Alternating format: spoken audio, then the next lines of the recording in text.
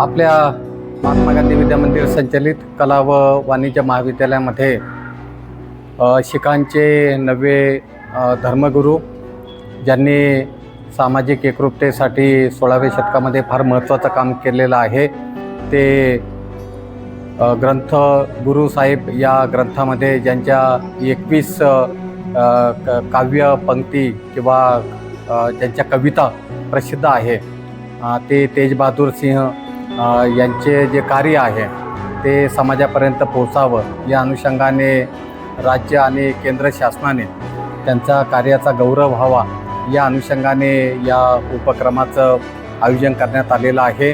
आपल्याही महाविद्यालयामध्ये तेज बहादूर सिंह यांनी केलेलं जे काम आहे ते विद्यार्थ्यांपर्यंत आणि प्राध्यापकांपर्यंत विशेषतः समाजापर्यंत पोहोचावं या अनुषंगाने आपण एकत्रित जमलेलो आहोत।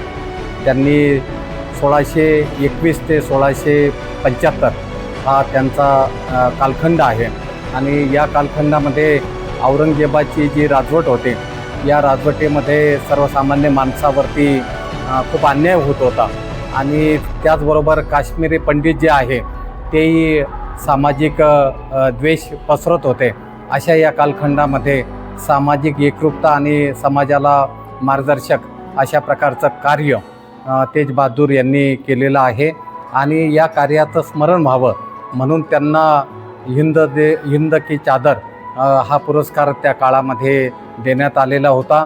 हिंदुस्थानचं हे अतिशय महत्त्वाचं रत्न आहे असाही उल्लेख त्यांच्याबाबत पाहायला मिळतो। म्हणून त्यांच्या कार्याचा उजाळा मिळावा या अनुषंगाने आज आपण त्यांच्या प्रतिमेला अभिवादन केलेलं आहे आणि महाविद्यालयामध्ये वेगवेगळ्या प्रकारचे उपक्रम घेतलेले आहे। या सगळ्या उपक्रमांसाठी मी शुभेच्छा देतो आणि इथे थांबतो। धन्यवाद।